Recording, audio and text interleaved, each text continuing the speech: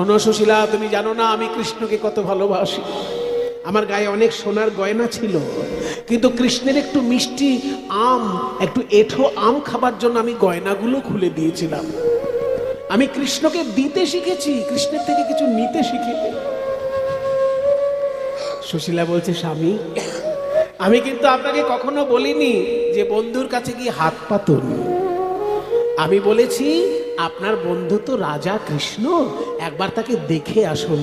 কারণ বন্ধুকে দেখলেও অনেক সময় মনটা খুশি হয়, সংসারের সমস্ত অসুবিধে ভুলে থাকা যায়। যান, হ্যাঁ এইটা তুমি দামি কথা বলেছো সুশীলা। আমি কৃষ্ণকে দেখলেই আমার মনে বড় শান্তি হবে, কিন্তু কৃষ্ণকে যে আমি দেখতে যাব, আমার হাতে কিছু উপহার যদি নিয়ে যেতে না পারি তাহলে যাব কি করে?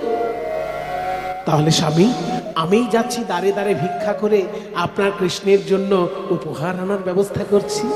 তাই যাও সুশীলা, যদি কিছু এনে দিতে পারো উপায়ন, যদি কিছু এনে দিতে পারো উপায়ন, তবে সে করিতে পারি দ্বারকায় গমন।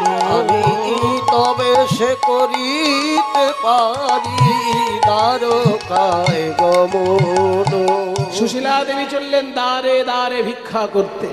আমায় ভিক্ষা দাও গো নগরবাসী, ভিক্ষা দাও আমায়। আমায় ভিক্ষা দাও গো নগরবাসী, ভিক্ষা দাও আমায়। তোমাদের এই ভিক্ষা, এদিকে এসো ভাই। ওই দেখো আজকে নতুন একটা বউ ভিক্ষে করতে বেরিয়েছে। ভিখারিতে ভিখারিতে দেশ একদম ছেয়ে গেল। হ্যাঁ, দিনে ভিখারি, রাতে ভিখারি, এখন দেখো আবার নতুন একটা বউ বেরিয়েছে ভিক্ষা করতে। এই শুধু আমার বউ, ভিক্ষা করছো কেন? পাশ থেকে একজন বলছে, এই ভাই ওনার সঙ্গে ওই রকম কথা বলো না, উনি একজন বিরাট পণ্ডিতের স্ত্রী, উনি কেন ভিক্ষা করছেন আগে জানো তারপর বলো। সুশীলা দেবী বলছে, শোনো, আপনারা যদি ভাবেন আপনাদের কাছ থেকে ভিক্ষা নিয়ে আমার সংসার চলবে, তাহলে ভুল ভাবছেন। আমার স্বামী একজন শিক্ষক, তিনি যতটুকু উপার্জন করেন শিক্ষা বিতরণ করে, তাতেই আমার সংসার চলে যায়। কিন্তু আজকে আমি ভিক্ষার আঁচল পেতেছি কেন জানেন? আমার স্বামী যাবেন দ্বারকার রাজা কৃষ্ণচন্দ্র দর্শনে। আপনারা যদি কেউ কিছু কৃষ্ণের উদ্দেশ্যে পাঠাতে চান,